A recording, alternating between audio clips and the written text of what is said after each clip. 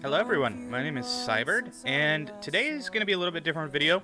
This is the first episode of the Wolven Galaxy D&D series that we've got going on. It's a bit of an experiment. This is a group of players that has never played before, and frankly, only kind of barely know each other. We're all content creators, and we all stream over on Twitch, and we've got a really fun episode coming up for you here. It's the very first one we've done. It's only the second one I've campaigned as the DM, and it's one that I've written and worked pretty hard on the past few weeks, and we plan on doing this every other week over on our Twitch. It's a really fun experience, so I hope you guys enjoy the first ever episode of Wolven Galaxy D&D. Enjoy. I'm AK Cloaked Gamer. I've been playing Dungeons & Dragons specifically for 6 years now. Before that, I played Pathfinder, first edition Pathfinder, and before that, I played the Star Wars Saga edition with my little brother. So I've been playing tabletop games for a little while now. It's a lot of fun. Today, for this campaign, I'll be playing Zenumo Leaf Willow, or Lee Willow. Oh my gosh. I am a stout halfling ranger with the typical edgelord background because why not? So my whole tribe was wiped out as I was out leading a hunting expedition, and instead of being all dark and edgy about it, I try to be positive and greet other people and kind of carry some of that positivity around with me. My goal is to kind of do things that are worthy of note in order to pass on my village's name into legend. So I try to be an affable person, but sometimes I struggle because my knee-jerk reaction to any problem is violence. So yes, I choose violence. Mance woke up and chose violence. I mean, I don't know how violent you can be as a 40-pound toddler, but I will certainly try. We had a 40-pound toddler in our last campaign, and she was the most violent being in the universe. So bad. A little ball of fury. God of War.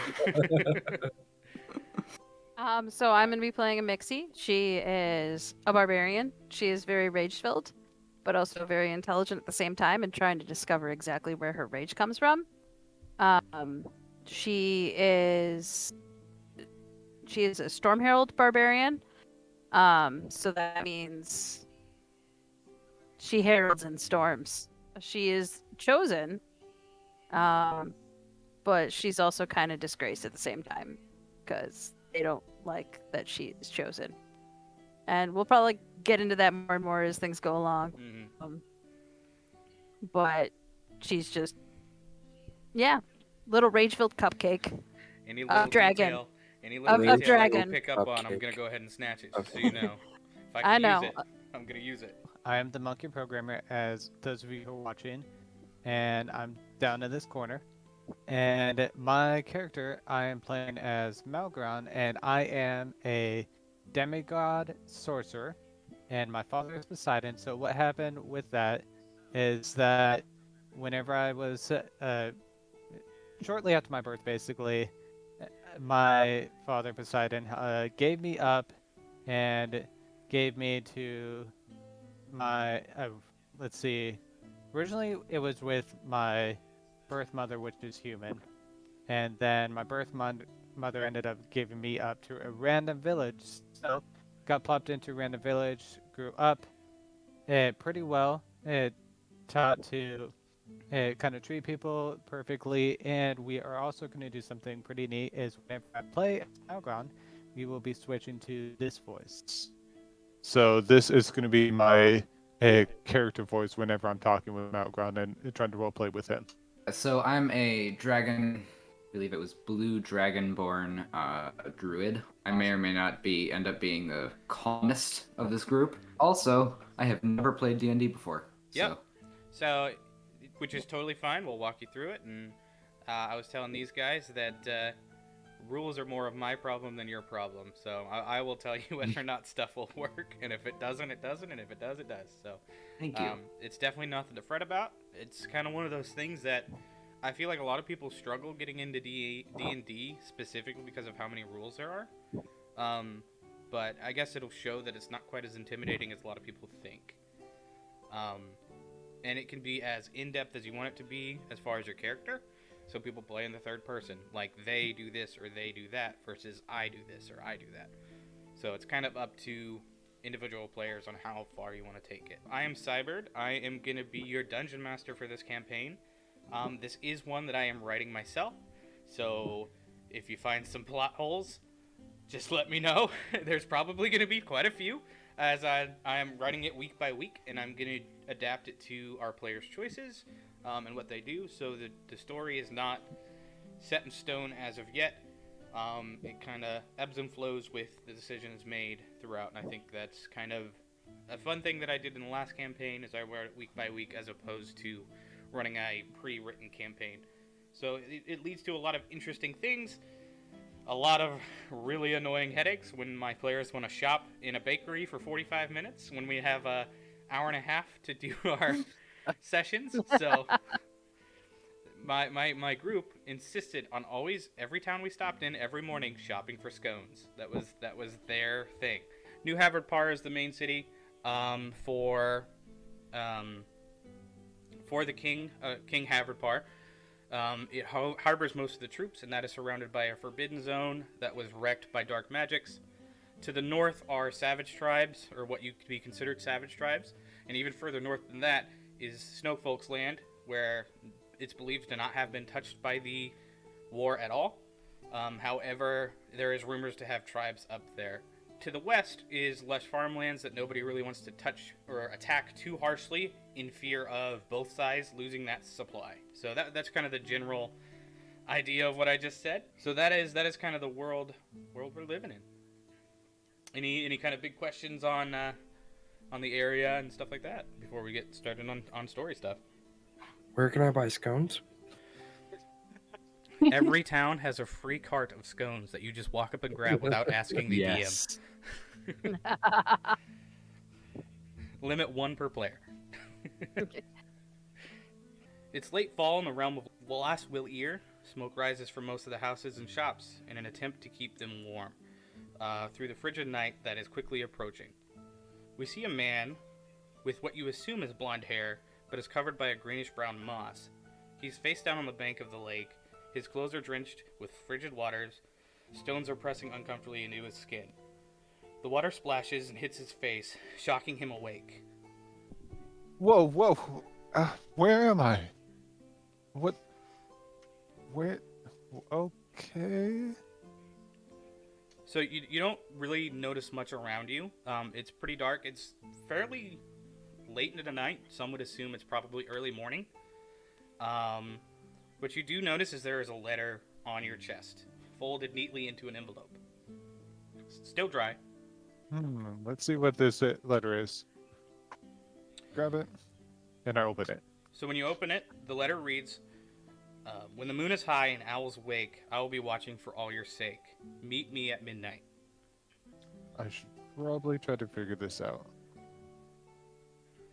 Not too far away, we see a dragonborn sitting in a dimly lit room with a fire burning in the corner. Light bounces off his blue skin, and they are staring intently into a book and studying a series of scrolls. We see you in a dimly lit room. You're studying over a set of scrolls with some books by your side. You are alone in this kind of... It's either a house or kind of a room for you got for the night. As you're sitting here studying the scrolls, you hear a loud bang on the door, which causes you to flinch and grip the scrolls a little bit tighter. Who is it? You hear no answer coming from the door. Announce yourselves, or be smite. Still no answer. I open the door. You open the door to see a neatly folded letter at your feet. I read the letter. It reads the same. When the moon is high and the owls wake, I'll be watching for all your sake. Meet at midnight. Does it say where to meet? It does not. I'm going to have to ponder this. So you would assume that you kind of go ahead and shut your door and lock it tight.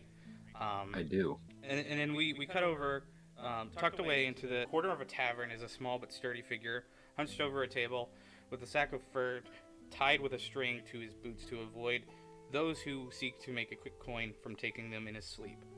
He has tawny hair and still has bits of leaves and grass from the previous stock that he was just on. Zanumo, I want you to go ahead and roll a perception check for me. All right. 1 second.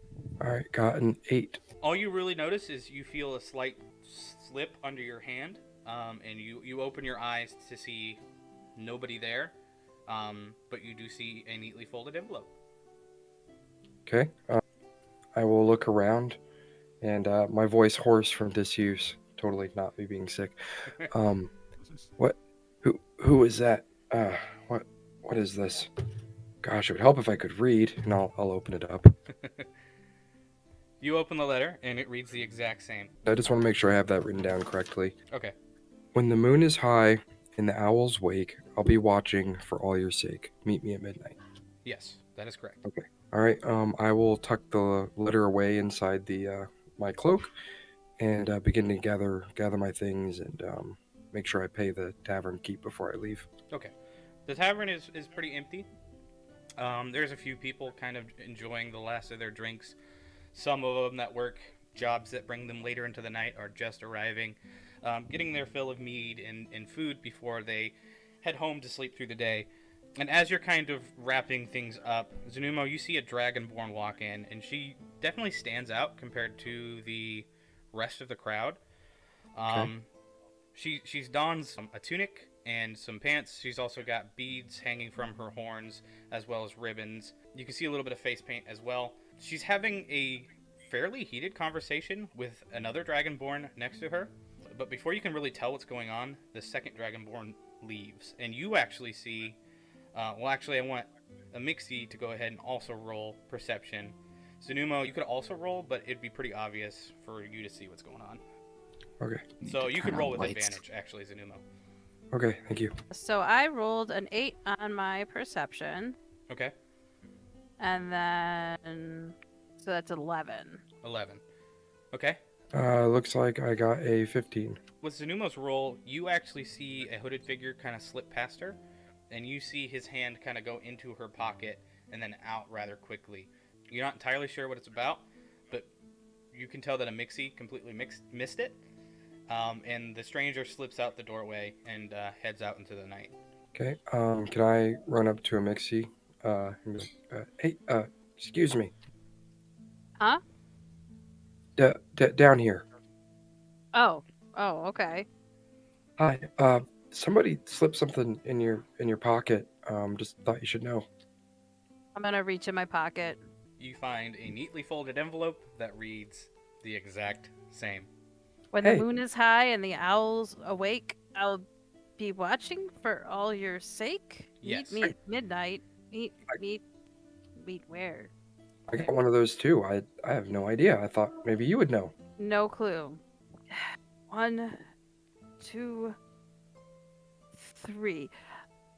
Yeah, I don't know what they're talking about. I'm just as lost as you are.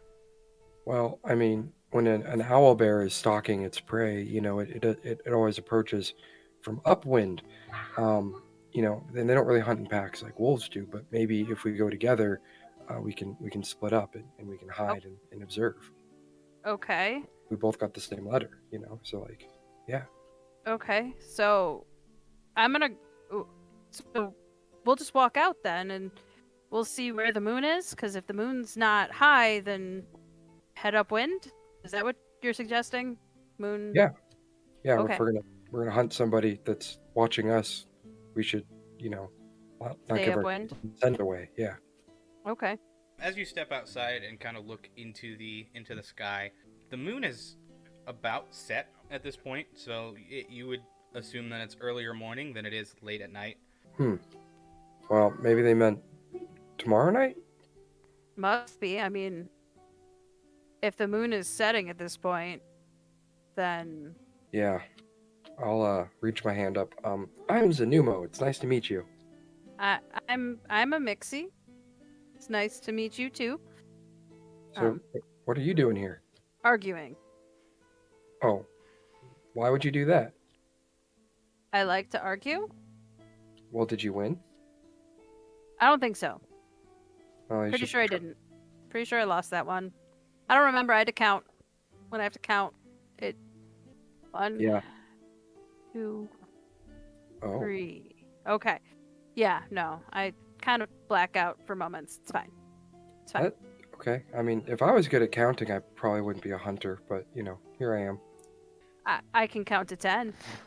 After Me 10, too. I don't remember what happens. After 10, I have to take my boots off. So you have a few options. You could settle down for the night, or kind of figure something out to keep you occupied until the following night, I suppose. It's kind of up to you guys what you want to do. That includes Krivdar and Malgron. You have a little bit of time now to kind of get the lay of the land. If there's a few random tasks that you can accomplish this late at night, you are more than welcome to go ahead and do so. What is the name of this town? You guys are in Passaroth. I guess what I'm gonna do is I'm gonna, since I was less known to be on the shoreline, I'm gonna go ahead and head toward the center of town. So the nearest tavern is actually going to be right there on the edge of the dock, just because a lot of sailors like to unload and then, I guess, unload again, and just sit down and drink some ale as well. So that would be right on the edge of town, in the building that's just left of the rightmost road. If So that I'm makes gonna sense. go ahead and walk toward that building. And actually, as you're walking towards it, you see a shadowy figure kind of slink away in the opposite direction of you, moving at a pretty heightened pace. Definitely not somebody who's just going for a late night stroll. Hey, can I help you with anything? The figure doesn't answer, and he actually picks up his pace. He's kind of running at an inhuman speed at this point, and before you know it, the darkness kind of enveloped him, and he's gone. However, you do see a rather short and stocky figure speaking with a rather large and stocky figure outside the tavern. I'm gonna walk up to this group of people. Hello, my name is Malgron, and I just wanted to kind of introduce myself and see how you guys are doing tonight. And so what you guys see is this rather average-sized man walk up completely drenched, covered in mud and sand and moss, and he stumbles up to you kind of here in the middle of the night, and it's freezing cold. Are you cold? Are you warm? Are you moss? No, I'm good. I'm gonna poke him, just like trying to figure him out. Like what confused? Yeah, I should probably clean myself up a little bit. That'd Yeah, probably help. You're yeah, definitely. At least you're not that one. I'm gonna look down to the shorter one, Zanumo. What do you mean? You're short. And you're tall. And with that, the short jokes have begun. Get ready for a bunch Oh, of those course. throughout the campaign. I had a character once, and actually, it was a halfling monk, and it was back when Hero Forge was like first getting started, and I couldn't find like monk robes that fit on a small character, so I actually used a tavern like wench dress was basically what it was called, and I commented that to the rest of the party, and they're like, "Is that canon?" I'm like, "No." They're like, "That's canon." Fuck. So now I was running around in a tavern girl's skirt. Super manly dress. Yeah, but until I kick you in the face. Right. So the Malgron, there are showers, or not showers, but there are wash tubs available inside the tavern for a small fee. It's not a super big city, so it's not super expensive, but there is that available. And to you, Amixi and Zanumo, and Krivdar, if you'd like to join them in the tavern or whatever you're up to, rooms are vacant in this town. It's not really a booming tourist town. It's more of a trade stop along the way to bigger areas.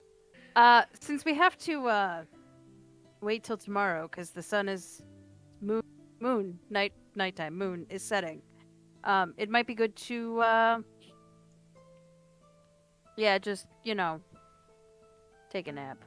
We have the probably a few hours left in the night if you kind of want to hunker down and sleep the night away. And Malgron, Sounds if you good. want to get that mossy sludge off your face. Yeah, I'm gonna go into the tavern and take a shower. So what was the price for that? We'll go ahead and just do 1 gold to start out, just for this room. Okay. So I pay that, hand that over to the person, whoever I need to pay, and He kind of accepts the gold hesitantly almost, and he goes, "Hey, you're not one of them's elves, are you? I can see that you got that blonde hair, and I don't know, you're kind of a mess. I don't know if you're one of them elves or not, but if you are, keep it down. We don't need the attention around here." No, no, no. I am not an elf. I am human, so you have no issues with me. Well, if you pull back your hair, I'd be a lot more comfy with it if you ask me. Pull back my hair. He's like, "All right, fair enough. You're in room 6, towards the back." Cool. Thank you. Also rent a room and some board myself. He accepts your coin, and he goes, "Hey, you're gonna need a step stool to get up on these beds. They're a little bit higher for folks like you." I glare up at him, and I make a not very nice gesture in halfling that may or may not be recognized by a human, and just walk on without answering his question. He kind of chucks something at you, and it clatters to the ground. He's like, "You're room 7." I pick the key up and make my way to my room. I'm gonna go get a room as well, just to hunker down for the night. I already have a room, right? Yeah, you're kind of in your you have a private room towards the other side of town. So yeah, that's where you were doing your studying. So he takes your gold and he goes, "You know, we don't see much of you guys around here." Rawr. Person of few words. Well, whatever you are, a few words. I like it. He taps the key down. He's like, "You're room 2." Gonna grab the key and just kind of nod and thanks and walk away. Watch your head on the doorway. They're not quite as tall as you folk. Probably hit my head on the door, just Something. not paying attention. Roll. We'll go ahead and have you roll for it. Go ahead and roll Constitution. Headbang roll. Roll for headbang. I believe that's called a mosh pit. Yes. 15 Roll to plus stub my your con head. bonus, 17. You manage to swiftly duck under the door frame. And so she Okay. takes a chunk out of the door. Her horns just leave scrape marks along the door frame, but it didn't hurt, so that's all that matters. I read the letter that I have on my desk that is very old from a dead colleague of mine. Okay. It Wanna is save written that for later? druidic and cannot be deciphered, Okay. or by someone who's not a druid. Gotcha. So you spend the rest of your nights trying to keep warm in the corner of this room, looking over letters and scrolls and different recipes and all this stuff. And that's how you spend the rest of your night, what little is left of it after all this time. So the morning brings a thick layer of fog and a frost that coats the ground. Most of the villagers have reluctantly left their warm beds and homes to go about their daily task. There have been signs up for a few days now talking about how the mayor is holding a townwide meeting in the center of town happening this morning. Nobody is quite sure what it's about, but due to the recent increase of Havard soldiers, you can kind of get an idea. Okay. I will try to avoid the soldiers as best I can, without being obvious about the fact that I'm avoiding the soldiers. Be inconspicuous without being suspicious. Don't be suspicious. Don't be suspicious. Kind of hard for me to be inconspicuous, so I'm just gonna, wander about my day, find the scone cart. As you guys leave your rooms, there's quite a few, a surprising amount of people in this tavern. You get the idea that this is probably one of the only places that you can go to get a hot meal this early in the morning. You get the feeling that there's not there's not very many establishments in this small town that provide these services, which is why it's so crowded at this time of day. A lot of people are going in to get their scones and their morning drinks and starting off their day with something warm to fill their bellies. So it's kind of an obvious meeting place. These treats are delicious. Thank you. My wife made them 6 weeks ago. Well, my compliments to your wife. These are, I don't know if I've ever had anything quite like this. Well, yeah, I mean they're definitely stewed. We stew our scones in deer urine. Believe it or not, it actually preserves them for quite a long time. I think that's where the Oh, unique flavor comes from. wow, that is. I mean, I never would have thought to do that, but it's wonderful. I'll pass along my regards to the chef. And you guys can see me like licking my fingers as I walk away. I'm just gonna sit there and stare at it after this revelation and just kind of like 1, 2, 3. He looks at you and kind of slides over the bowl of scones in your direction. I think he thought you wanted 3 scones, Amoxie. I'm good. Thank you. I'm a barbarian. I'm not barbaric. What are you trying to say? Yeah, nope. I'm good. Good. I'm good. It's okay. It's okay. I'm sure it's okay. Yeah, it's fine. Malgron, he turns to you and he kind of picks one up and he kind of waves it at you, and he points it towards your direction. He's like, "Now that I know you are who you say you are, you're more than welcome to these. Thanks for the offer, but I'm gonna pass this time. You know, I'm gonna pack you guys a goodie bag," and he puts like 4 of them in a burlap sack and kind of tosses it at your feet. I will definitely pick that. He's like, "All right, now I got other customers that these scones need to get out. Hey, if you could pass on the word to everybody in town and maybe past towns, my wife, she's trying to expand her business, and if we can get that as far as New Haverpar, that'd be great. It'd be huge. Sure. for Spread the business." stewed scones. Say what? Spread the stewed scones. Yes, spread the scones. Have you heard about our stone and savior? Knocking on doors. He goes, "Hey, I think that meeting is starting in here in about 10-15 minutes. I don't know if I can go, but let me know what he says." I don't like meetings. Do I look like the type of person that likes meetings? Does anybody like meetings? Okay. I mean, I feel like this could have been on a scroll, you know? You know, I'll go to the meeting. I'll relay the information for you so long as I never have to eat a stewed scone. He goes, "Well, that's mighty kind of you. I'm going to ignore the insult to my wife, but that's mighty kind." A lot of the people have started to shuffle out and they're headed towards the center of town. I'm gonna follow, just because if I was missing, they'd know. If I wasn't missing, they wouldn't know. Okay. Or they would know, because, well, you know how that works. I'm big, I'm tall, and I'm gold. You're not discreet. Not discreet. What's everybody else doing? I think I'd be sleeping with how late I've stayed up. You'd be sleeping? Yeah, okay. And Zanumo, are you gonna head that way? Hang back? Kind of... I'm kind of torn because, like, on one hand, like, as a player, I'm like, don't split the party. But on the other hand, I'm like, I don't know that Zanuma would want to stand around for a bunch of humans talking about human problems. I don't know, maybe, like, I'll look around and I guess I'll stay near the town square, but maybe I'll, like, stalk a rat or something. I don't know. Like, There is a kind of line of trees and bushes to the northwest of the town squares that you Okay. could kind of keep an eye on. Little critters and every other thing you could find kind of lurking in the shrubberies of the town. That is fairly close enough that you can kind of get an idea of what's going on without being too seen. yeah, maybe I can find, like, a squirrel for dinner or something, you know? There's probably 50 people gathered around in this center area of the town. It's set up in a circle. You can tell that oftentimes there is markets that is held here. Events, when they happen, it's not super common. The town is mainly just people going about their daily lives. They don't really care for theatrics and shows.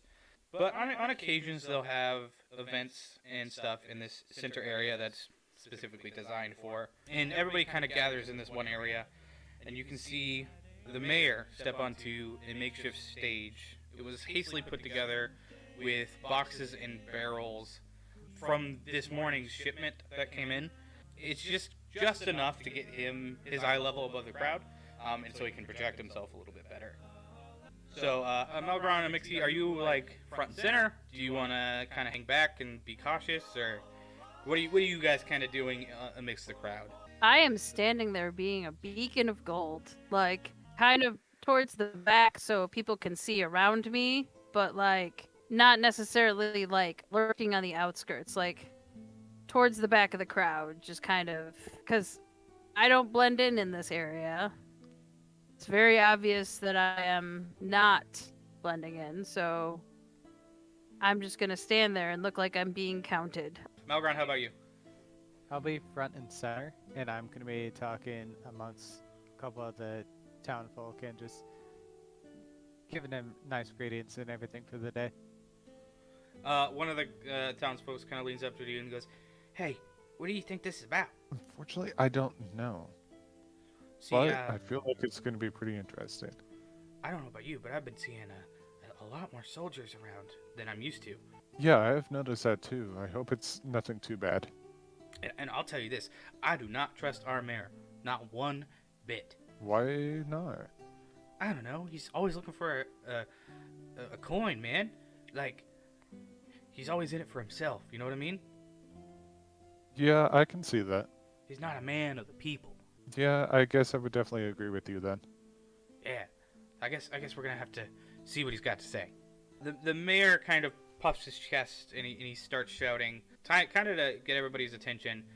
He goes, hello. I guess you guys are all wondering why I called you here this morning. If it's not obvious, I assume that you've all seen the increase of, let's say, personnel from our glorious king, Haverpar.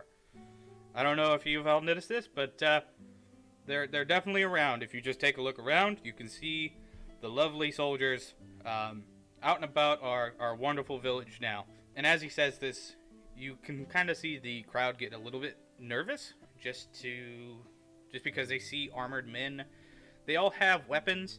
None of them are drawn, but this sleepy little town is not quite used to the military presence.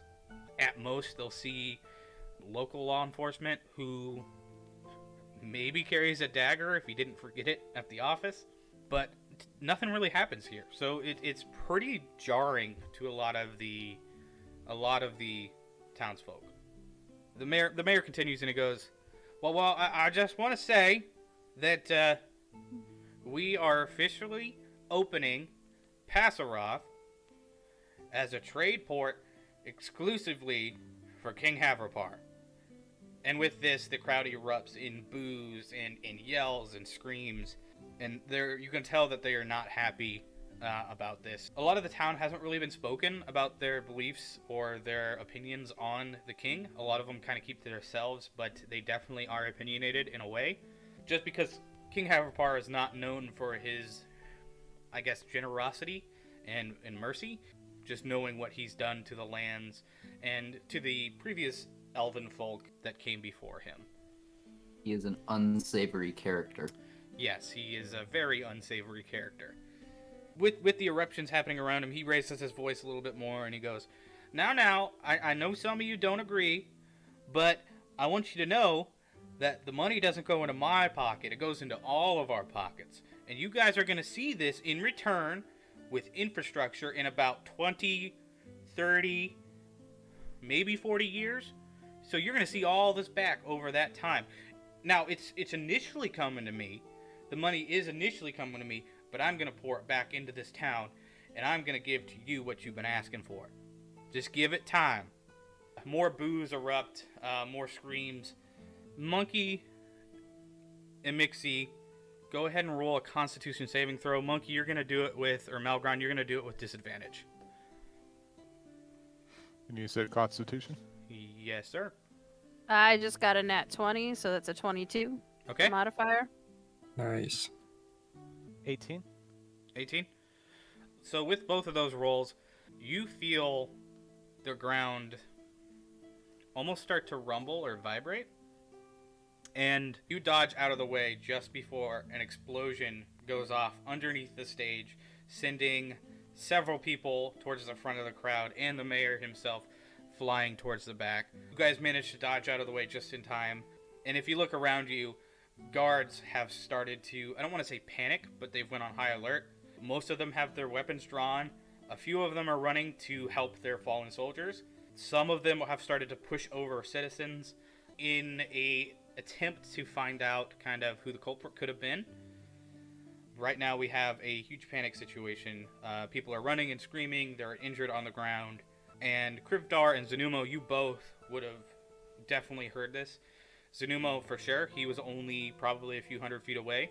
Krivdar, you would hear a low rumble from your sleep that would have woken you up. Could I attempt to climb a tree? Yes, I was indeed woken up. Yes, Zanumo, you can climb a tree. Go ahead and roll athletics for me.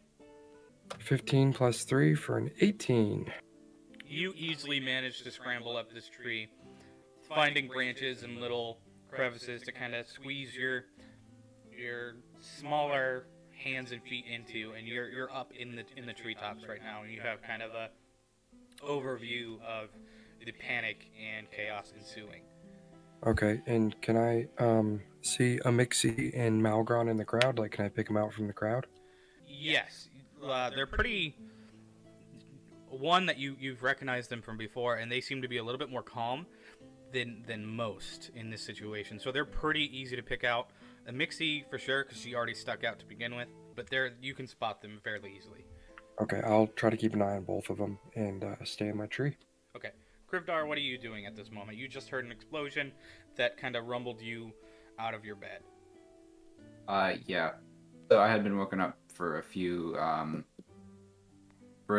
like a half hour, I think. However long the meeting was, I heard a hubbub A hubbub. Gotcha. from outside. Yeah. What would Krivdar be doing? Trying to find out what was happening, what the explosion was. Okay, so Krivdar would be running towards the chaos, I would assume, Yes. if you're trying to investigate what happens. And as Krivdar is sprinting towards the town square, you're being passed by people. Some of them are bloodied, some of them are covered in dirt and soot. You aren't sure what happened, but you can tell that it's not a good thing. And as you're sprinting, you also see Malgron and a Mixie, strangers to you, but you can tell that they are kind of the calm ones in this area. But you're not the only ones who's noticed that they're not panicking like the other ones are. Several of the guards have also started to take notice that they're a little suspicious because they're not panicking like everybody else. I walk up to Emixie and Malgron, yes, Malgron. correct. Okay. Malgron, you see Anamixie, you see Big Blue Dragonborn. He's dressed fairly nice and educated. He's got... Intellectually. He's got little necklaces and maybe a bracelet made out of vines and leaves, and despite being well dressed, you can tell that he's one with nature and that he leans towards the natural side of life as opposed to the man-made side. So I'm gonna nod, but as he walks up, but I'm gonna, because I noticed that those that have fallen, guards are pushing over innocents kind of thing. Innocents are hurt. I'm gonna start running into the chaos. Like, once I've plotted a course, I'm gonna start pulling townsfolk, like generalized townsfolk, out of the way of the guards, getting them directed. Because I'm tall and I stand above most of the crowd. So you start kind of assisting a lot of the townsfolk, pulling them out. However, you still have about 3 guards coming your way. Weapons are drawn and they're moving fairly quickly. I don't want to say aggressively, but they definitely are not coming towards you to help you with the citizens. Okay. Like the Spanish Inquisition. Yes. Or as my Python boys always say. The Inquisition. What a show. So I'm going to speak to the guards coming toward us. Excuse me, can we help you? Oi, what do you know about this? I am about as surprised as you are. I know I don't look it, but I am very surprised, and I have no idea what happened here. Well, that's spoken like somebody who knows what's happening here. And he kind of pushes you, or nudges you on the chest, and he goes, "How do I know you're not the one behind this?" Good question. How do you know? Because, well, I am a very kind person, and I would never do anything to hurt anybody. Well, it's a little bit surprising because you and your friends here are the only ones who didn't react. Well, you and that Dragonborn, the one with the beads and the ribbons, the other Dragonborn, I don't know you, but if you're with them, I'm about to know you, and it's not going to look good. So both of you need, or all three of you need to start explaining something here, because it looks mighty suspicious. I just came here. And you walked up to the only people not panicking. Does that sound like a wise idea? I thought they might know something. Oh, that's what I'm trying to get to.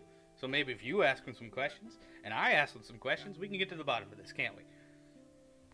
Maybe. So he continues to poke and prod at both you and Amixi, kind of wagging his finger in your direction with his sword kind of clinched tight by his side. The other guards are kind of backing him up. Kind of like hype men. They're like, yeah, what he said. Not really providing much to the questioning, but attempting to intimidate. Watching show, crowd go boom. Help crowd. That is the extent of my knowledge. I'm going to help people now. And you? Hold on. I told you, I do not know anything. He's like, well, tell you what, we're going to take all of you guys in for questioning until we know, because nobody else here looks suspicious as you guys. So he starts kind of turning you around, Malgron. Amixi, you have a guard kind of grab you by your shoulder and kind of yank. And Krivdar, you have one kind of being like, hey, I was told to do this. I know you just got here, but I got to do what I got to do. This is a right pickle, isn't it? Sir, I'm trying to help people. Please, no touchy. And he goes, yeah, so are we. And he shoves you to the ground. And I'm gonna just kind of bow my head and walk with him. Okay, so he's got you in chains. Krivdar, are you kind of going in willingly as well? Yes. Okay. Amixi and Zumo, what are you doing in these moments of panic and? I'm kind of watching the panic, and then I was getting ready to get out of my tree when I see the guards walk up to Mixie and Malgron, and then once Krivdar walks up, it kind of piques my interest, and I'm kind of observing. I would like to stalk the rest of the party and the guards as they're escorted away to see where they take them. I will put my bow away though, because that might send the wrong message. Okay. So with you all, except for Zanumo in shackles, Zanumo is following closely behind. Well, not too closely. Like, I just want to be able to see. Close enough to see the actions. They bring you to the shipyard that is just north of the town square, and it's that building that's red right next to the docks on the right side of them. Okay.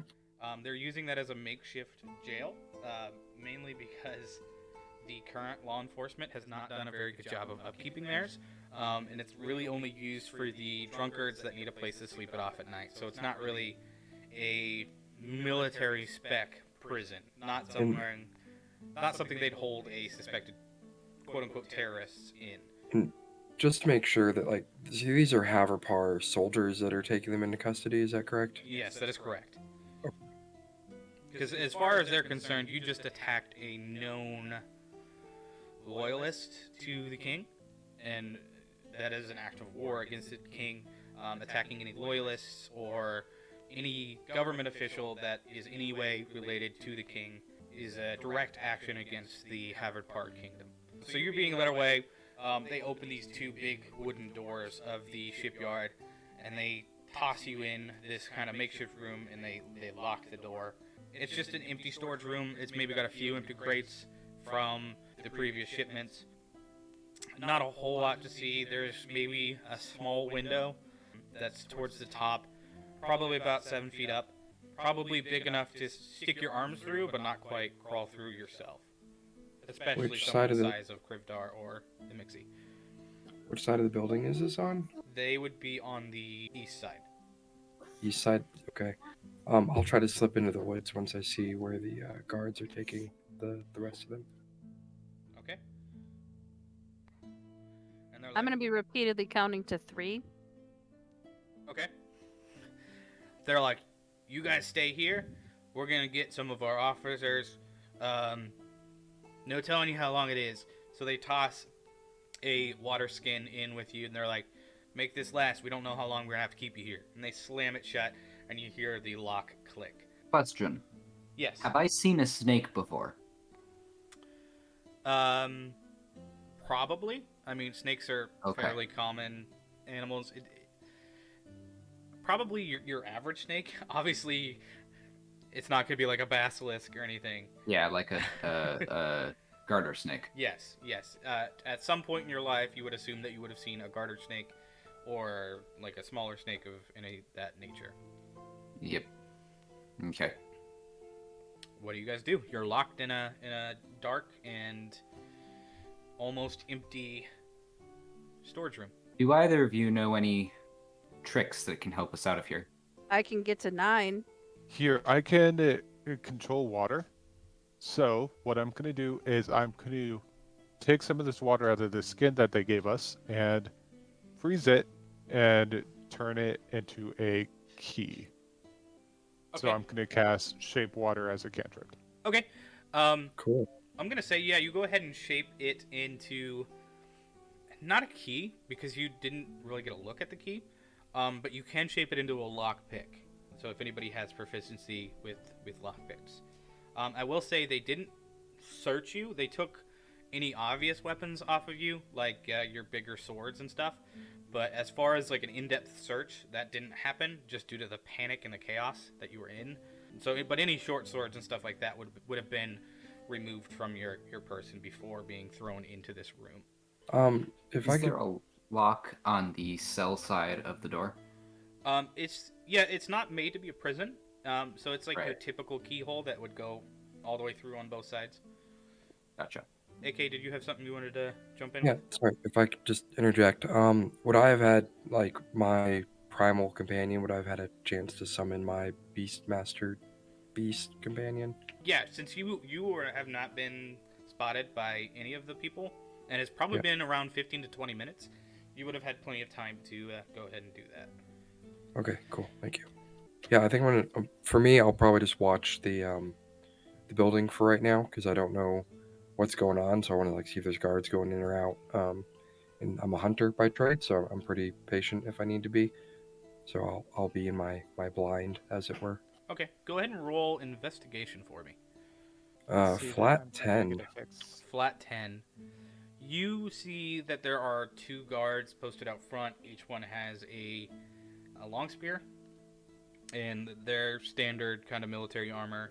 They've been standing there for quite a while, but you're unsure of what their rotations kind of look like. Okay. You are aware of the 2 standing guard, not within, but just outside of the 2 large swinging doors on the outside of the shipyard. Okay, and those are the same doors that the other people went through. Yeah, so you assume that they go through these 2 large swinging doors, and then they took a right, and you'd assume that there's another room within there, where that is Okay. the room that they are locked in. And I would know that that's against. There's probably that exterior wall I can see from the woods. Yes, there is that exterior wall with the window. Okay. With keen enough listening, you could probably hear the counting from a mixie, the constant counting to 3 over and over and over Okay. again coming from that room. So if you'd allow it, I'd like to hop on the back of my beast companion, which is I'm gonna say it's a giant badger right now, Okay. and I'm gonna, because it can move faster than I can, so I'll hop on its back and then have it take me up to the wall, and I'll stand on its back and try to see if I can get up to the window and peek in. Okay. I'm gonna say that's an easy enough thing that you go ahead and for the people, for Malgron, Krivdar, and Amixi, you can tell that the lighting changes a little bit, and you see these 2 little hands kind of grab up on the windowsill, and you see a little halfling pop his head up into the gap of the window. Psst, hey, why'd they put you in here? they think we know something to do with the explosion. Wait, Malground looks suspicious again. wait, who are you? Referring to Krivdar. I am Krivdar. Did you get a letter too? I did. Wait, how did you know of that? Well, we all got letters. Okay, do you guys want to try to break out of here, or are you gonna stay in there?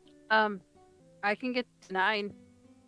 Yeah, I got a key for you right here that I just it froze and shaped out of the water they gave us, and I can hand get him out the of- key.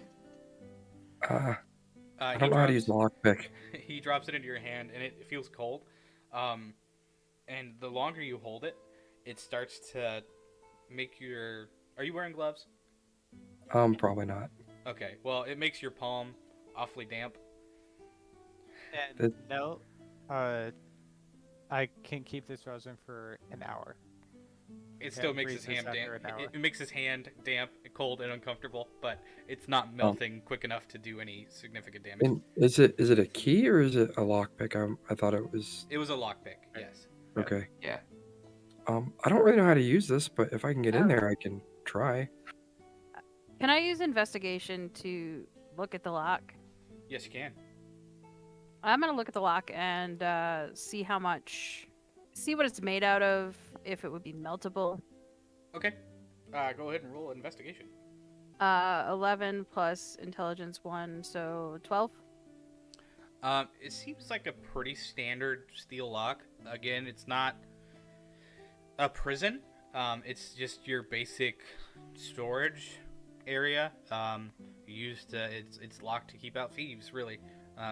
It's not specifically designed to hold prisoners, but Do I think I would be better able than the current to- law enforcement's area.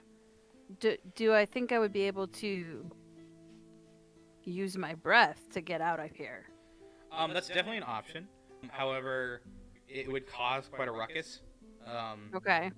And you are unsure of where the guards are at the moment, so you could definitely do that. But as far as like awareness of where soldiers are and guards are, that would be a risk you'd have to take. The Numo. What's up? Do you know where the guards are? Well, there's 2 outside the big doors that they brought you in. I don't see any in there. Do you? I don't see any around here, no. And are there any other doors to get like into that room or area that they're kept in? Or like a skylight or something? So go ahead and roll another investigation for me now that you're closer to the room. And if somebody inside the room wants to help him out, you can give him advantage with that. Yeah. So go ahead and roll that with advantage, Zanumo. Well, I'm glad I had advantage because I rolled a 1, followed by a 3. So, you see the window and then the door on the other side of the room. That is all you see. okay. Well, I'm not sure how I can get in there. Maybe I can distract the guards if you guys think you can break the door. I can probably break the door. It might make a 11 boom. for my investigation. No, I'm gonna say that's not quite enough to help him out with what he rolled. So if he'd rolled a little bit better, I might have done it. But we'll kind of keep it at what we got right now. I mean, I can get us out. It's just gonna cause an issue. I mean, it's only an issue if you get caught, right? Yeah. Might I be able to use my lightning breath to get us out? Remind me of what that does. It's a blue breath weapon. Is yours a 15-foot cone of lightning? Oh, I think I found it. So as an a action, once It's per a short 30 foot. rest, exhale a 5 by 30 foot Yeah. line. Dexterity DC 10, half the damage on a success for 2d6 of lightning damage. Yeah, I have a 15-foot cone of fire for mine, which would be 2d6 fire damage. If you guys, Zanuma, are you planning on making a distraction before they start whacking away at this door, or have you? Yeah. Okay. If I can't see another way to like get them out of there, then I will definitely I'm assuming we're communicating what our options are, Yeah. and then if we can't see another way out, then I'll just distract them. Like why don't we do that? Okay. Here's a note. I also have lightning lure. which is basically make a lightning bolt, so it's more direct than the other options.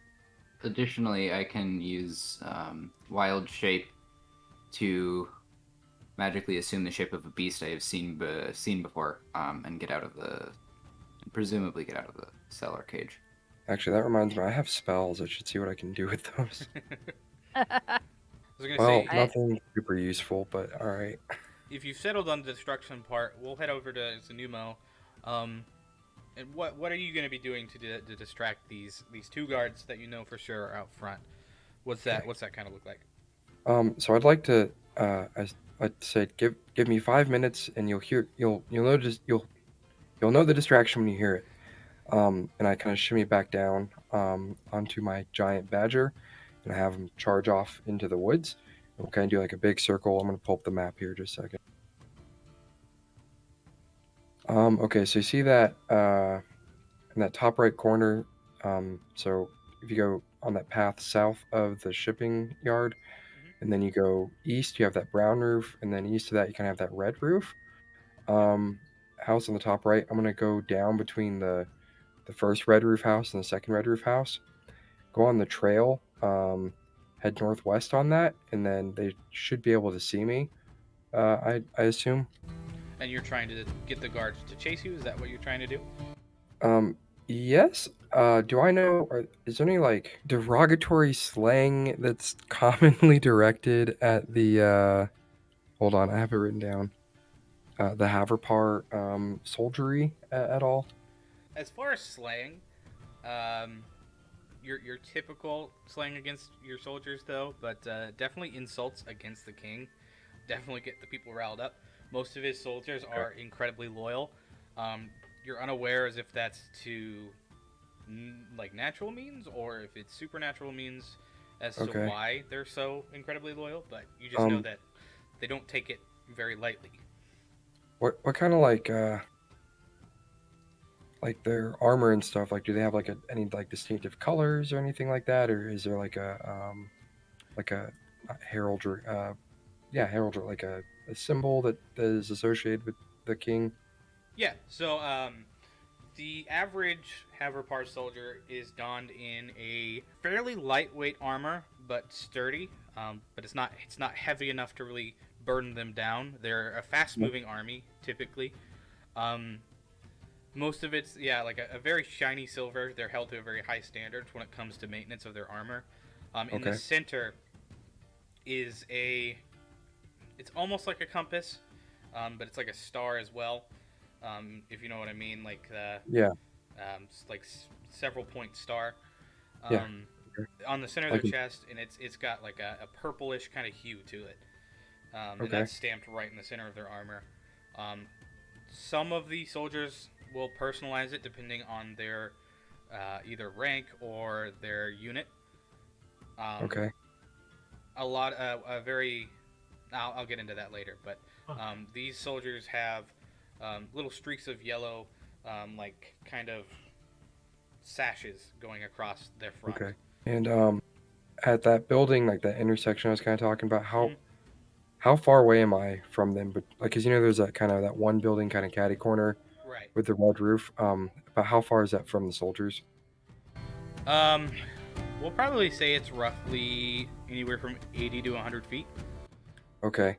So I will stand up on the back of my badger again, and raising my voice as loud as I can. I'll cut my face. Hey, tin cans!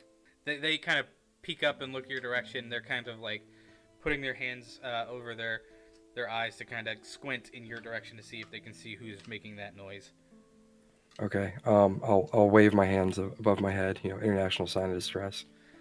He kind of leans over to the other guys and goes, "Is that a kid? The little guy over there that's yelling at us. He's on a giant badger." I doubt I could hear this. But once it's kind of pretty clear they can recognize me. Hey, I heard that your king likes to that's probably not. Let me rethink that one real quick before I Family friendly tag is off. I'm just gonna state that, but okay. go with Fair where enough. you want. I heard your king doesn't show his face around here because he's so inbred he's got 13 toes and half a nose. The guards kind of look at each other, kind of stunned. They're like, "Did you know that? I didn't know that. Well, if we didn't know that, that means it's not true."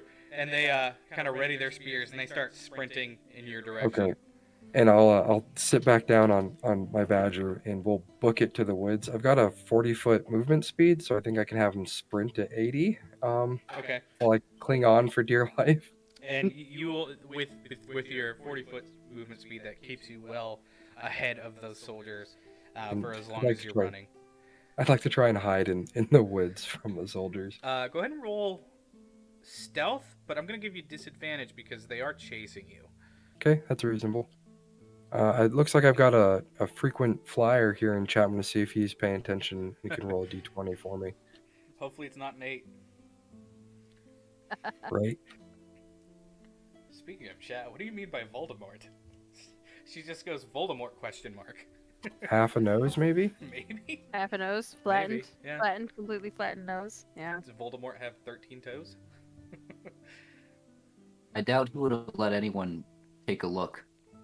Dewey Doid coming in clutch with an 18. Let me add my stealth modifier to that. That's pretty great. Thanks, Dewey Doid. +7, 25, and that's from an alternate.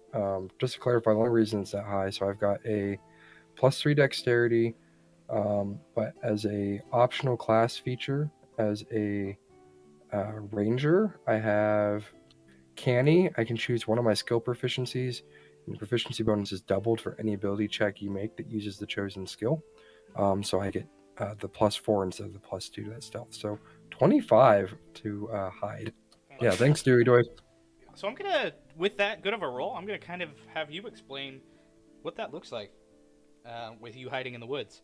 Sure. Yeah. So we run through the woods and kind of jink and make it look like we're kind of going over towards the ocean, and then we'll wrap around like a big tree and like stop and then wait a few seconds and quietly slink off to the right without making so much noise and whatnot to kind of find some understory and just kind of keep low. So as you're kind of keeping low in these bushes, you kind of hear the guards clamber on by, and he goes, "Really? We lost a kid?"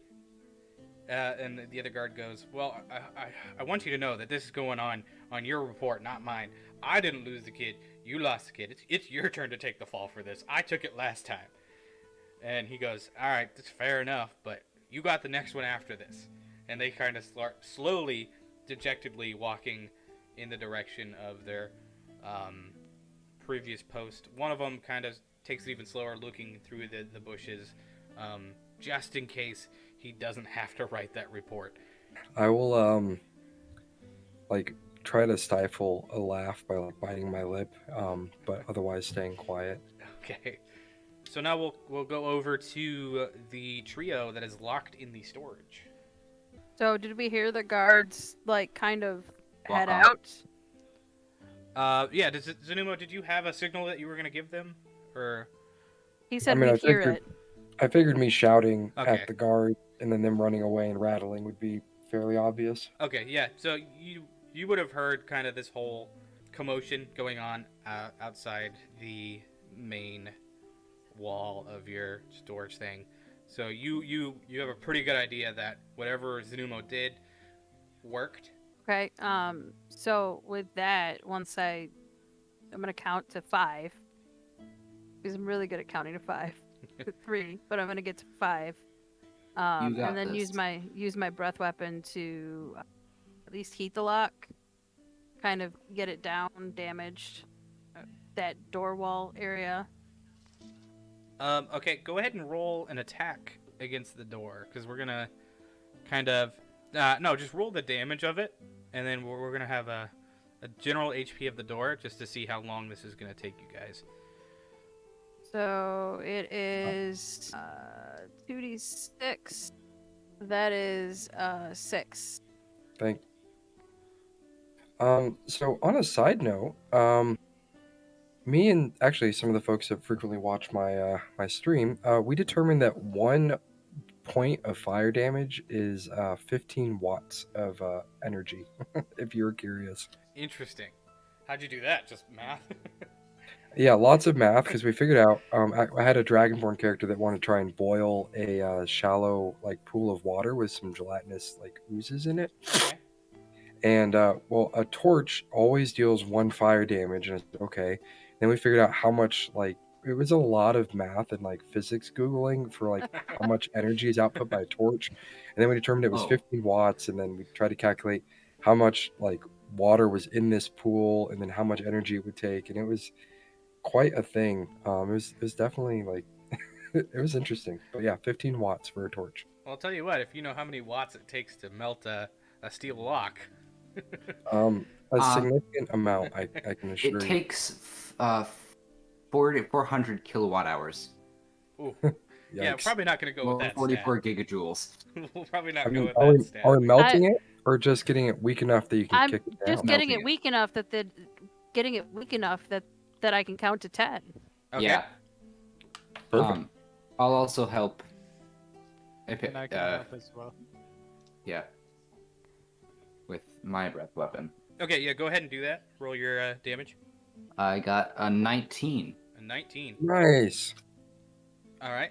Roll damage on that. I guess I didn't have to have you roll against AC because the door doesn't have armor. But great first roll on attack. But go ahead and roll damage on that one. Right. How would I do that one? So if you're in D&D Beyond, you can actually go to your like weapons, or if you're using an unarmed attack, you can just click the unarmed attack, and there should be a damage next to it. But if it's There it is. unarmed, it would just be 1 plus your strength modifier. Yep. Is it? So it'd be 1 plus 3, so that'd be 4 for your character. All right. So that's 4 damage. Nice. Melgron, what are you doing at this moment? I am using lightning leer, and I rolled for damage. It would be 8 8 damage? and plus 2, so 10. Okay, 10 damage. So as you guys are all kind of blasting at this door, you actually hear a yelp come from the other side of the door directly. Uh-oh. It sounds like somebody put his hand on a very hot piece of metal on the opposite side of the door.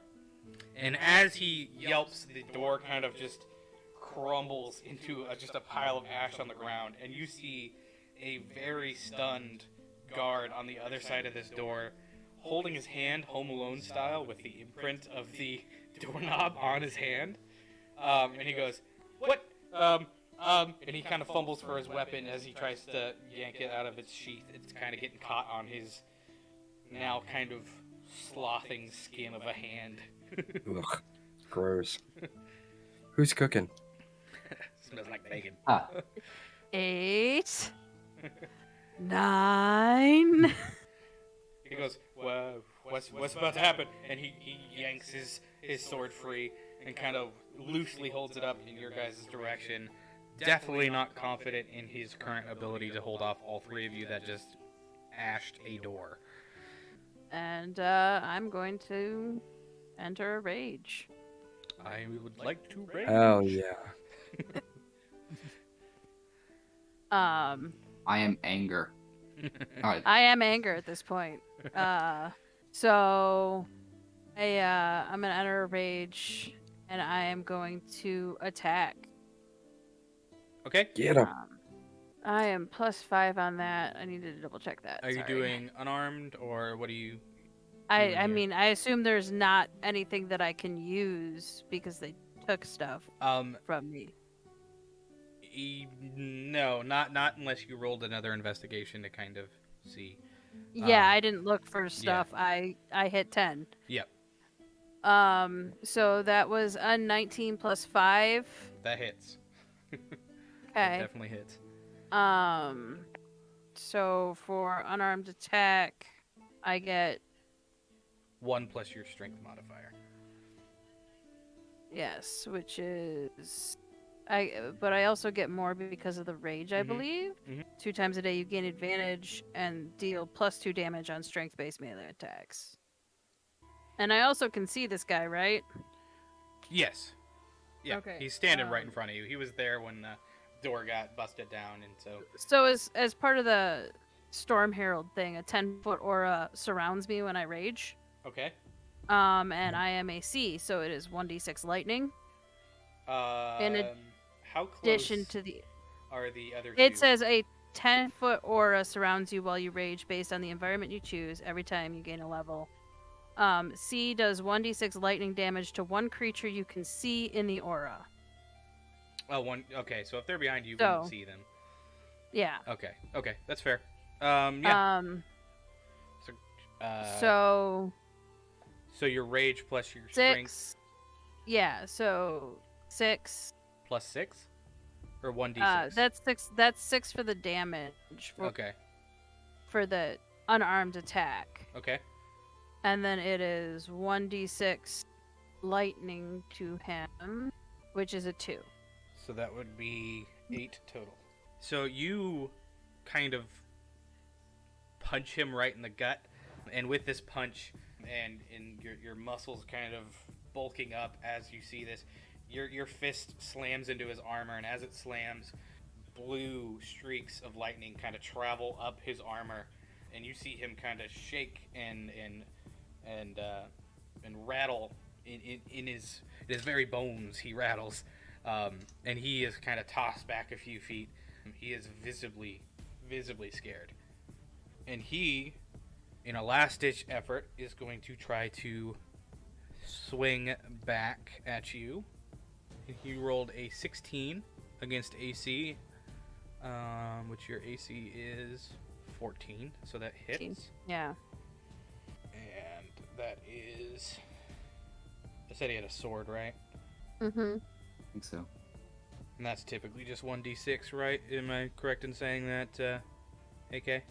For a short Sorry. sword? Short swords are yeah. typically 1d6? Yeah, 1d6. Okay. You cannot wield them in two hands. So Yeah. So that'd be 3. 3 damage to a Mixie. So So he... if he's using his offhand, you just don't add your Modifier? modifier, right? Okay. So we'll call it a 6 then. You got a bunch of health. So he swings across, and it kind of slashes you right across the chest, kind of tearing the shoulder of your tunic, and maybe catching one of your ribbons. But it leaves not a deep cut, but enough to tell that you've had a scuffle. You were not untouched, that is for sure. Okay. Krivdar, Malgron, kind of up to you guys on what to do next. And Zanumo, if you want to try to sneak out, you would assume that the scent of your trail is officially gone. So you are probably free to carefully move about. Once again, you don't have to stay quite as hunkered down. Okay, I'll leave my badger companion in the woods, and I'll kind of stalk back towards the house, where they're being kept, and see if they get out safely or not. Okay. I ask MXC and Maldron if we MXC Maldron, should we try to sneak out, or we already alerted the guards? So there is currently a very scared guard in front of you, not exactly That's being true. quiet. You're assuming that if there are guards nearby, or even really just normal townsfolk, that they know something is happening within this building. So stealth Yeah. would not quite be the option at this point. So maybe we should run. So maybe I should be asking if we should run instead. So MXC Maldron, should we run? I would say so. To just make sure that we can get this guard out of the way. 10. That's what I was. Oh wait. Nice. Yeah, Mixie is currently in a rage. So roll persuasion with a disadvantage to see if you can kind of snap her out of it. Either Krivdar or Malgron. Or both. Or both. And you said persuasion? Yes, with disadvantage. I'm not going to do much help. 4. I got I think I got a 14.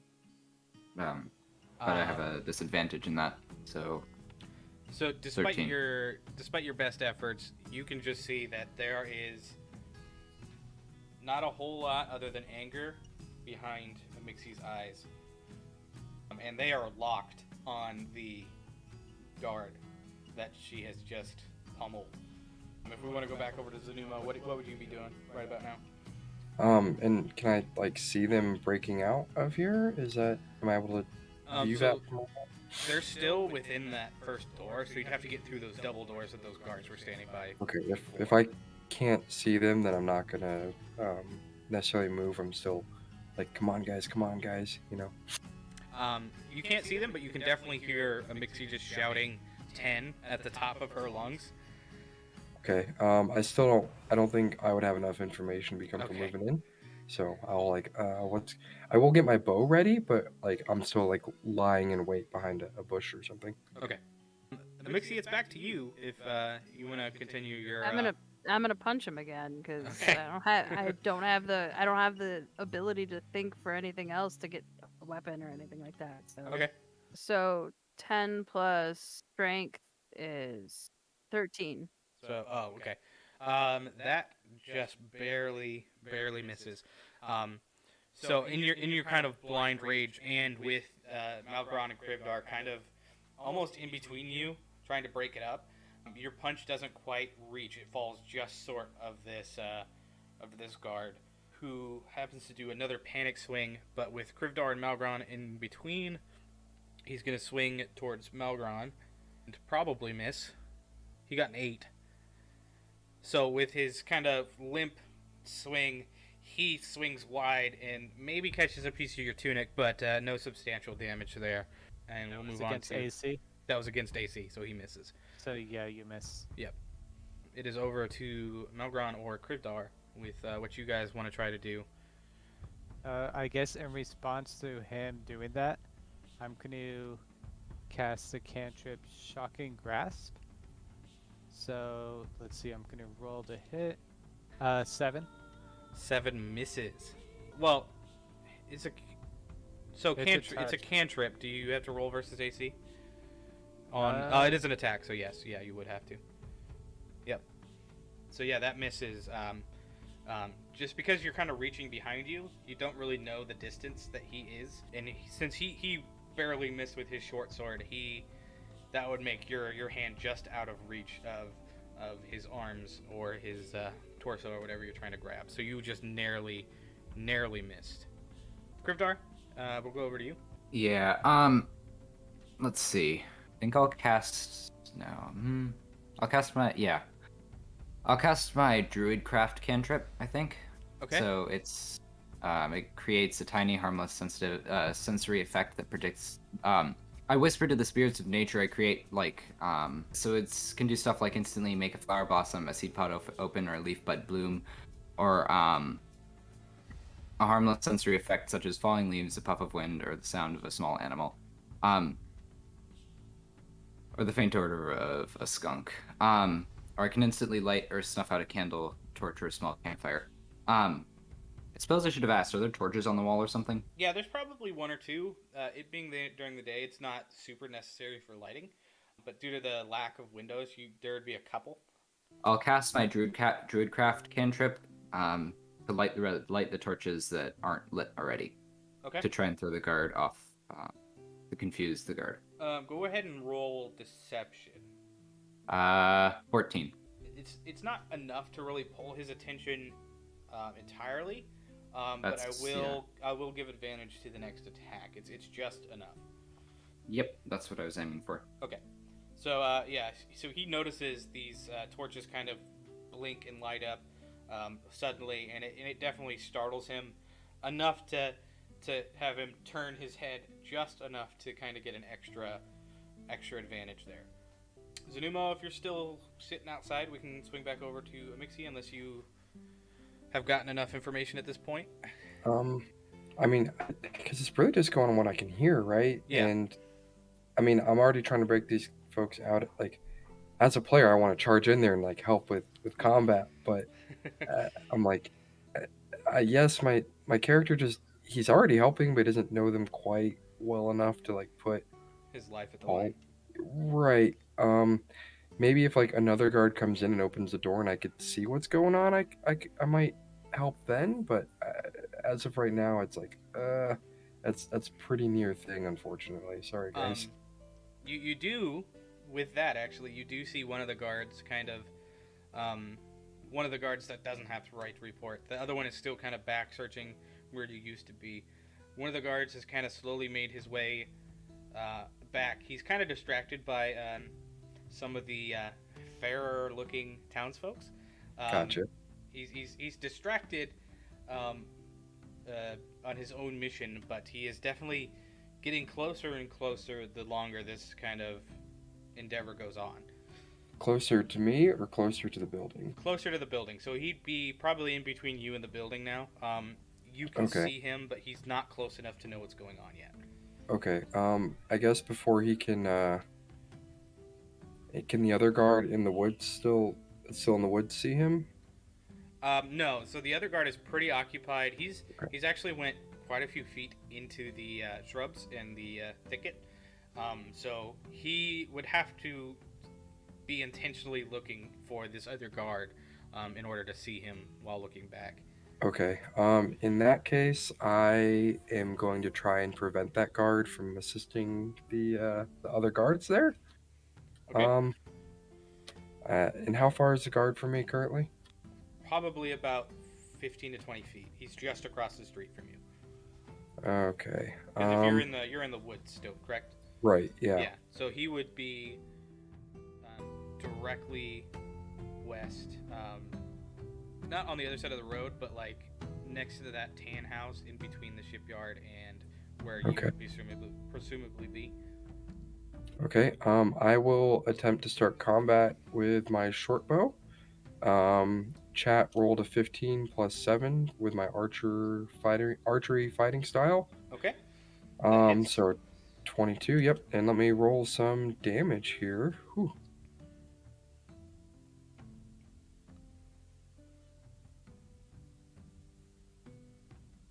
All right. 8 damage. So this arrow goes flying, and it just embeds itself in the shoulder, and it pierces through enough to where you see like little spurts of blood fly onto the face of the townsfolk, and she just stands there absolutely stunned and horrified, not screaming because she is just in absolute shock as to what happened.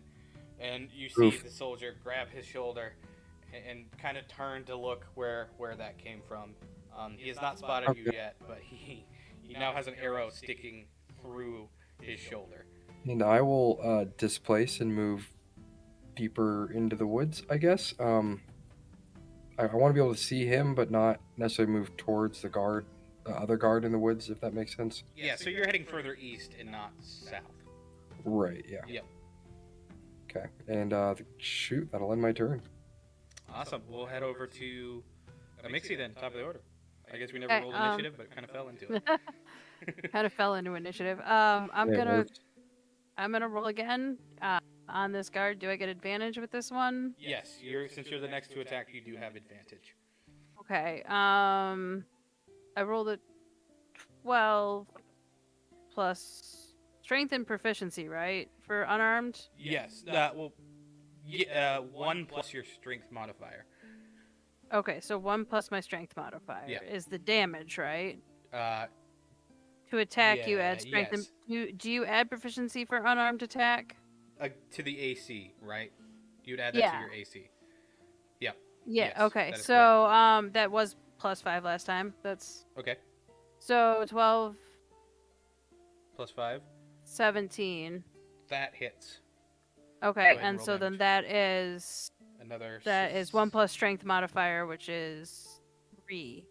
So +1 is 4. Okay. So I don't want to be this guy, but how do you want to do it? Left hook to jaw. With this one, it's I'm just swinging. So it is. I had probably punched in for the stomach the first time, so it would just be the straight up uppercut, screaming 10. So yeah, with all your might, you just swing, and you hit him square in the jaw enough to his helmet goes flying into the ceiling. And their helmets have a little bit of a design that's kind of like it's got a little bit of a sharp point, almost like horns, but not quite.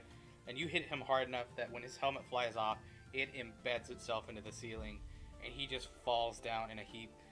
Teeth kind of fall out of his mouth, and he is on the ground, no longer moving, and no longer producing signs of life. So with that, I would probably just kind of, now that I see that he's no longer a threat, the 10, it would go to 9, 8, Fusraba. 7, 6, 5, 4, 3, 2, 1. Hey guys, what we doing? Are you okay? I'm fine. I'd Should say we- that we get out of here. I tend to agree. Okay. So before you do all that, we'll swing over to Zuzumo. The guard hasn't spotted you yet, but he's definitely going towards the tree line, to where the shot came from. So now you have Okay. probably one more chance before he spots you, I suppose. Okay. I will attempt to shoot him again, I guess. All right. Let's give chat a chance to roll that d20. Okay, that is going to be a miss.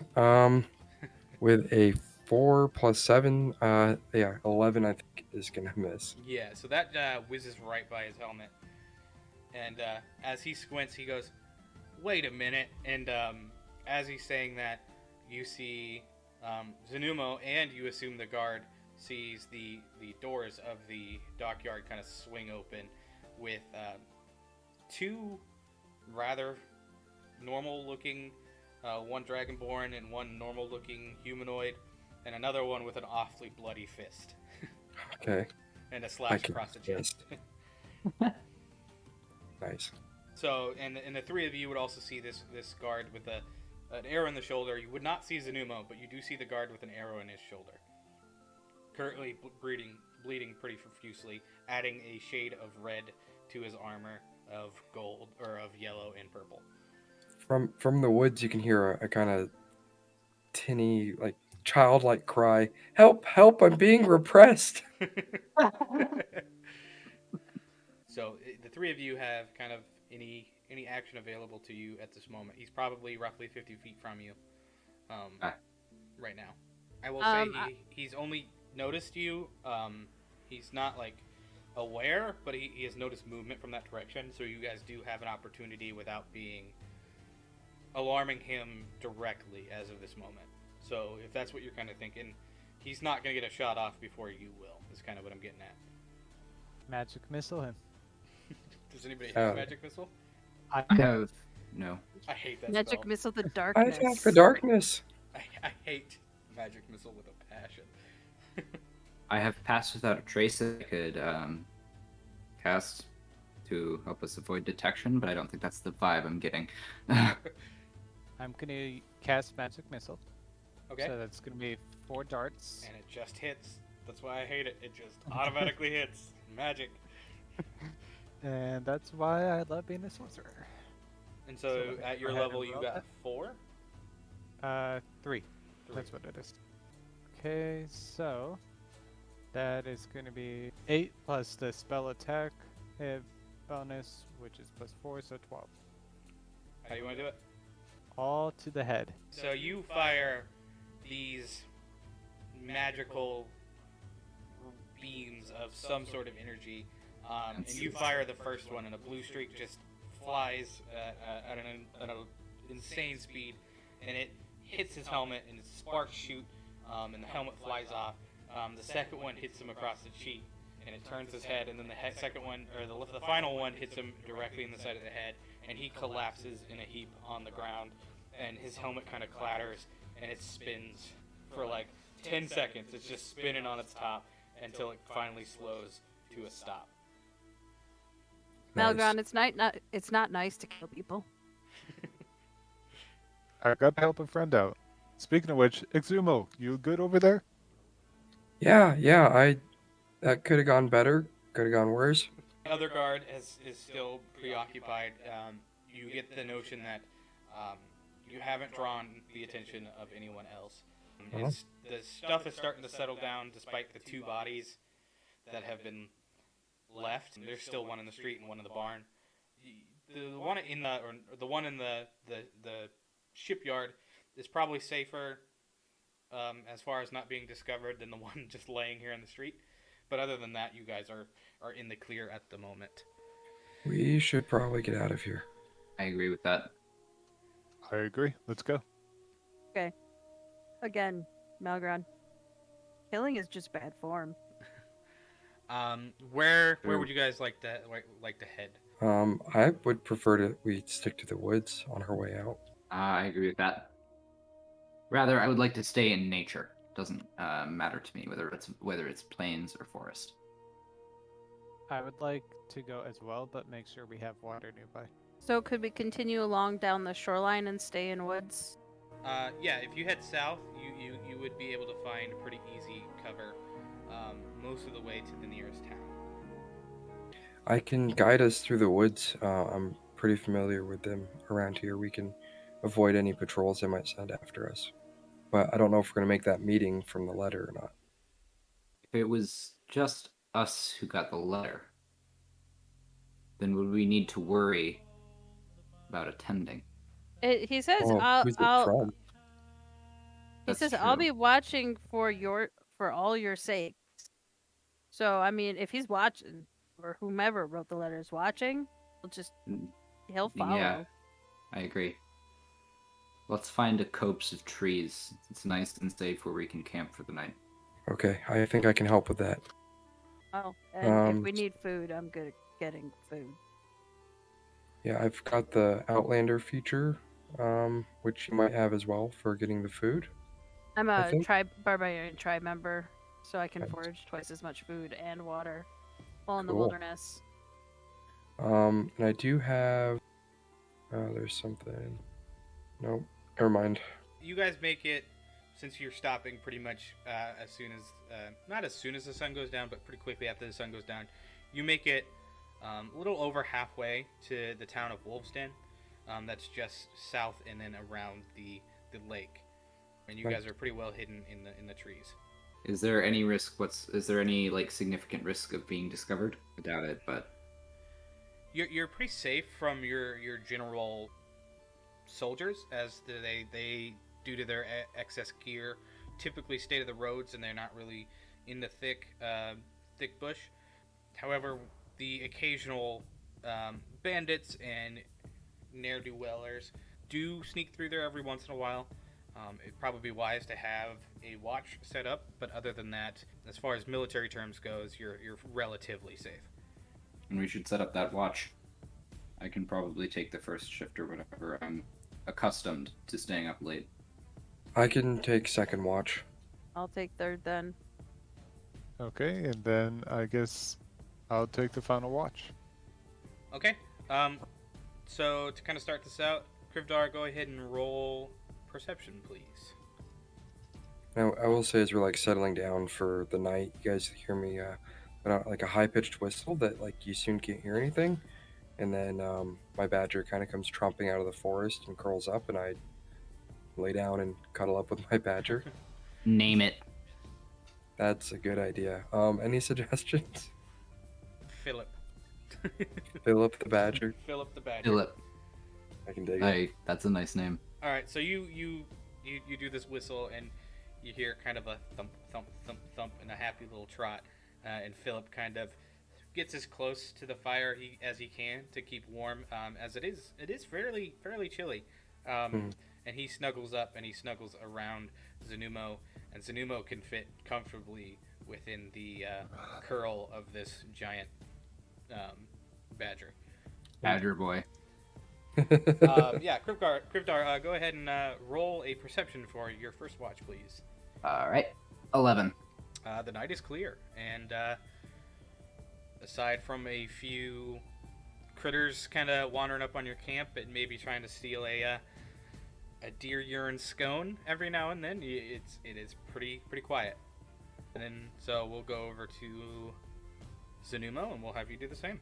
Okay, 12 for my perception. Yours is more of the same. Your giant badger gets a little restless every now and then. It kind of goes and scavenges for what it can find, and it carries back a squirrel and kind of tosses it at your feet, and then lies back down, kind of half expecting you to do something with it, either now or in the near future. Yeah, I'll spend the rest of my watch skinning the squirrel and getting it ready to cook. Okay, so in the morning you'll have one squirrel prepped and ready Cool. to munch down on. Squirrel scones. Whirl. Squirrel and deer urine scones. How delightful. Quick question: how Yes. long is each shift for each person? We're gonna call it 2 hours, but just for the sake of mechanics go, we'll assume that you all get a long rest, Cool. Thanks. and then we'll go to a Mixie and have her do her watch. So roll perception. Okay. 15 plus 3 is 18. You see a figure in the distance. It's hard to tell what it is. It's mainly a silhouette. It looks like a wolf head, but it's kind of bipedal. You can tell it's not a wolf, but you definitely make out the shape of a wolf's head. Okay. Right. I see you, watcher guy. Don't make me count to 10. He's like, I mean you no harm. Is it okay that I approach your camp without the fear of being harmed? Just don't make me count to 10. I'll be good. If I'm being honest, I have no clue what that means. Find out. So he walks up and he kind of sits down on a log next to you and kind of looks over. The other one's sleeping. It's kind of up to you on whether or not you would want to wake them up or have them remain sleeping. I'll have them remain sleeping at the beginning, probably. Okay. Actually, Not regulate the volume of my voice to keep them sleeping necessarily, but right. Zanuma, Malgron, and Krivdar, what is your passive perception? 13. 13? 12. No, wait. 13. 12. 12. So Zanumo, what was yours, Krivdar, as well? 13. 13. So Zanumo, you are not like startled awake, but you definitely are kind of in a half asleep state to where you can kind of hear the Mixie talking to somebody. The other stranger is a pretty soft-spoken fellow, so his voice wouldn't be readily recognizable. Okay. Under my cloak, I'll start kind of reaching towards my my short sword, and but I'll just wait otherwise. Okay. So he kind of turns to a Mixie and goes, "So, it's you, huh? what me? You and your merry bunch here. I see that you guys aren't very good at riddles." No, we're not. Nope. I count to 10. That's what I do. And this is who they chose. That is not my riddles. And this is who they chose. This is what we're relying on. We're in some big trouble here. Those riddles are from us. I don't have to tell you all that right now. This is not the time nor the place. If I was able to sneak up on you guys, other people would be too. The riddle was When where the moon is high and the owl's awake, I'll be watching for all your sake. Meet me at midnight. one would think that the wolves are typically out on a full moon, and in the middle of the night, the town next to us is the wolves' den. You need to meet us there. We would like to meet you tonight as a group, but we will settle for tomorrow night. We'll push the meeting off one day, but we expect you to see you there. Okay. And by the way, you might want to put some grass down where that badger relieved itself. It definitely leaves a smell. I don't know whose badger it is. I assume it's the little guys, but it definitely doesn't smell good. And he goes, and with that, I'll leave you to it. And he kind of sneaks off into the forest. And then he. I know we have one more watch left, but we'll come to the morning without further incident.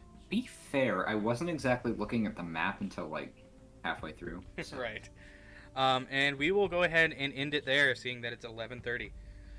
Yeah, I just want to thank all you guys for joining me for our very first session. That includes the people watching stream and all 4 of you guys. I hope you enjoyed it. Yes. I hope It was it's very fun. going well so far. And, Yeah, I had a blast. yeah, I want to thank everybody for joining us for our first D&D session on Twitch. I had a ton of fun. Worked really hard on it, and I think it went fairly well, aside from our brief technical difficulties at the beginning. But I want to thank everybody for hopping in and watching and chatting. I definitely appreciate it. We're going to try to do this once a week, and at the same time, I want to thank the other streamers, AK Cloaked Gamer, Gamma02, the Monkey Programmer, and Adequate Ash. They all have their own channels as well. I want to thank them for being wonderful sports and having plenty of patience to work out these technical difficulties through the stream. It's been a blast. Plan on continuing doing my normal stream on Tuesday and Wednesday at an earlier time. However, I'm adding this one on top of that. So plan on doing that. It's been a blast. I can't stop saying that because I really enjoy doing this. So, again, thanks for watching, and I will see you on the flip side. Bye.